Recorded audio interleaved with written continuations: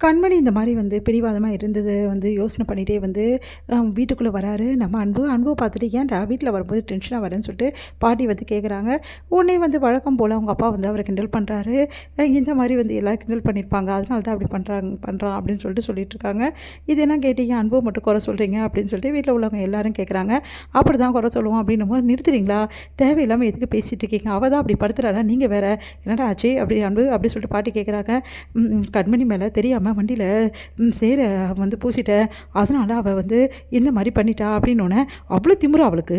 அவ்வளோ கொழுப்பா அவளுக்கு? அவள சும்மாவா விட்டுட்டு வந்த?" அப்படி சொல்லிட்டு கேட்குறாங்க. பின்ன சேரலி பூசினா அவங்க கேட்க தானே செய்வாங்க. அவங்க தெரிஞ்சா பண்ணாங்க. "ஏன் அன்பு இப்படிலாம் பண்ண?" அப்படி சொல்லிட்டு அவங்க அம்மா கேட்குறாங்க. "அம்மா நீயுமாம்மா?" "ஆமா, அவளுக்கு தானே சப்போர்ட் பண்ணுவான்னு" சொல்லிட்டு வழக்கம் போல் பாட்டி பேசிகிட்டு இருக்காங்க. கண்மணி பண்ணதால செம்ம டென்ஷனாக இருக்காரு அன்பு. அதனால் அப்படியே "விடுங்க நான் போகிறேன்" அப்படி சொல்லிட்டு போகிறாரு. உடனே, "இங்கே பாரு அன்பு, சும்மா டென்ஷன் ஆகுறத நிறுத்திட்டு, நாளைக்கு முக்கியமான ஆர்டர் இருக்குது நம்மளுக்கு. அந்த ஆர்டரு நம்மளுக்கு தான் கண்டிப்பாக கிடைக்கணும். அதுக்காக போக வேண்டியது இருக்குது." அப்படின்னோடனே, "சரிங்க பாட்டி" அப்படி சொல்லிட்டு போகிறாங்க. இங்கே என்ன பண்ணுறாங்க, கண்மணி நம்ம தேன்மொழியோட அந்த பிஸ்னஸை சூப்பராக பண்ணணும் அப்படின்னு சொல்லிட்டு அந்த சிக்கன் பிரியாணி கடையை ஓப்பன் பண்ணுறாங்க. மிட் நைட் பிரியாணி கடையை. அது சூப்பராக போகுது.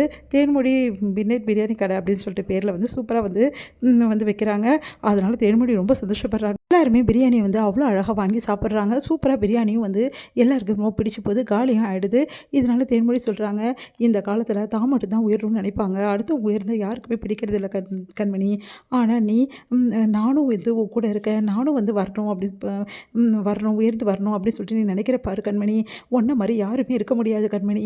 அப்படின்னு சொல்லிட்டு தேங்க்ஸ் சொல்லி கட்டி பிடிச்சிக்கிறாங்க. இதில் என்ன இருக்குது, நான் மட்டும் முதலாளியாக இருந்தால் பரவாயில்ல, நீ மட்டும் ஆக வேணாவா அப்படி சொன்னோன்னே சிரிக்கிறாங்க. சரி சரி, இப்போ உனக்கு சந்தோஷம் தானே, உனக்குன்னு ஒரு பிஸ்னஸ் இருக்குது. இந்த பிஸ்னஸை நீ சூப்பராக டெவலப் பண்ணி எடுத்துகிட்டு வரணும். சரி கண்மணி அப்படின்றாங்க. அடுத்து பிரியாணி கல்லாம் எப்படி போச்சுன்னு வீட்டில் எல்லோரும் கேட்குறாங்க. "ரொம்ப நல்லா போச்சுமா" அப்படி சொன்னோன்னே, சரி இதுக்குன்னு ஆளுங்களை போட்டுக்கணும் போல் இருக்கு, இன்றைக்கே நிறைய தீர்ந்து போச்சு அப்படின்னு சொல்லிட்டு இருக்காங்க. "சரிடி, இவ்வளோ லேட்டாக வரீங்க, நாளைக்கு எப்படி இடியாப்பத்தை புழிவீங்க? அதை பார்த்துக்கலாமா" அப்படி சொல்கிறாங்க கண்மணி. நான் நாளைக்கு கொஞ்சம் சீக்கிரமாக கிளம்பணும், ஒரு ஆர்டர் விஷயமா வர சொல்லியிருக்காங்க." அப்படின்னோடனே, "என்னடி சொல்கிறேன்? ஆமாம்மா, நம்மளுக்கு ஆல்ரெடி ஆர்டர் கொடுத்தாருல சார், அவர் புது ஆளுங்களை யாருக்கோ ஆர்டர் வேணுமா அவங்க ஃப்ரெண்ட்ஸுக்கு, அதனால் அதை பற்றி பேசுறதுக்காக வர சொல்லியிருக்காரு." "அப்படியா?" அப்படின்னு சொல்லிட்டு ரொம்ப சந்தோஷமாக சொல்கிறாங்க.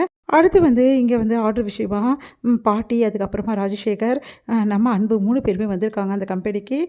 இங்கே கண்மணி வரதை பார்த்து அதிர்ச்சி அடைகிறாங்க. "இவ எதுக்கு இங்கே வந்தா? இவெல்லாம் ரோட்டு கடையில் இடியாப்பம் விற்கிறவ, இவ போய் இங்கே வந்திருக்கா? ஏதாவது வேலை வேணும்னு கேட்டு வந்திருப்பா, வேறு எதுக்கு வந்திருக்க போகிறா?" அப்படின்னு சொல்லிட்டு ராஜசேகர் கேவலமாக பேசுகிறாரு. அன்பு பார்த்துட்டு, "இவ எதுக்கு வந்திருக்கான்னு தெரியலையே" அப்படி சொல்லிட்டு யோசிச்சுட்டு இருக்காரு. இங்கே இவங்கெல்லாம் கேவலமாக பேசுறதை பார்த்துட்டு கண்மணி எதுவும் சொல்லாமல் அமைதியாக உட்காந்துருக்காங்க. அடுத்து அங்கே ஒரு ஸ்டாப் கூப்பிட்றாரு. இந்த மாதிரி உங்கள் எல்லாரையுமே மீட் பண்ணுறதுக்காக சார் வராரு, இந்த ரூமில் எல்லோரும் வெயிட் பண்ண சொன்னார். "இந்த ஒரே ரூம்லையா? இவ்வளோ வர சொன்னாரா? என்ன கதை?" அப்படின்னு சொல்லிட்டு சொன்னோன்னே, அந்த சார் வராரு. சார் உங்களுக்கு எல்லாருக்குமே ஒரு முக்கியமான விஷயம் சொல்ல தான் வந்திருக்கேன். இந்த மாதிரி அந்த ஆர்டர் யாருக்கு கொடுக்க போகிறோம்னு சொல்லிட்டு நாங்கள் டிசைட் பண்ணிட்டோம்.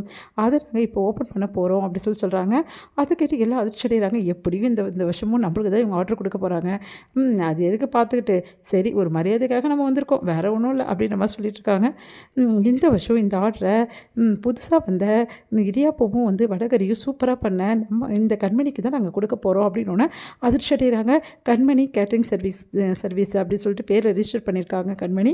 அதை பார்த்து அதிர்ச்சி அடைகிறாங்க. "கண்மணியா?" அப்படின்னு சொல்லிட்டு, "அவள் இடியாப்பம் விற்கிற ரோடா, அவளுக்கு எதுக்கு இவ்வளோ பெரிய கான்ட்ராக்டை கொடுத்துருக்காங்க?" அப்படின்னு சொல்லிட்டு ஒன்றும் புரியாமல் யோசிக்கிறாங்க.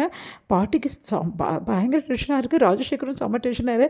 கண்மணி, "ரொம்ப தேங்க்ஸ் சார். சார் அப்புறம் இன்னொரு விஷயம், என்ன என் ஃப்ரெண்டு பிரியாணி சூப்பராக பண்ணுவா சார். அந்த பிரியாணி உங்களுக்கு நான் அனுப்பிச்சி வைக்கிறேன் சார்.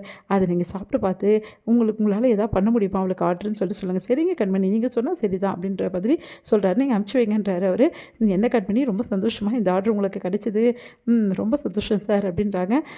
உடனே "இவ்வளோ பெரிய ஆர்டர் எடுத்திருக்கீங்க, கண்டிப்பாக நல்லபடி பண்ணுவீங்கன்னு நம்பிக்கை இருக்குது" அப்படின்னோடனே, "அவள் எப்படி பண்ணுவா சார்? நீங்கள் தெரியாமல் இவளுக்கு ஆர்டர் கொடுத்துருக்கீங்க சார். இவெல்லாம் சாதாரணமாக ரோடாக இடியாப்பம் விற்கிறவ, இவளுக்கு போய் இந்த மாதிரி பெரிய ஆர்டர் கொடுத்துருக்கேன். எங்களுக்கு தெரியும் மேடம், எங்களுக்கு யார் யாருக்கு ஆர்டர் கொடுக்கணும்னு சொல்லிட்டு, அதனால் இது ஜிஎம் எடுத்த முடிவு, நாங்கள் இதில் தலையிட முடியாது" அப்படின்னோன்னா அதிர்ச்சி அடைகிறாங்க பாட்டி. "சார் அப்போ எங்கள் ஆர்டரு?" "இல்லை மேடம், இந்த வாட்டி உங்களுக்கு இந்த ஆர்டர் கிடையாது" அப்படின்னு செம்ம டென்ஷன் ஆகிறாங்க பாட்டி.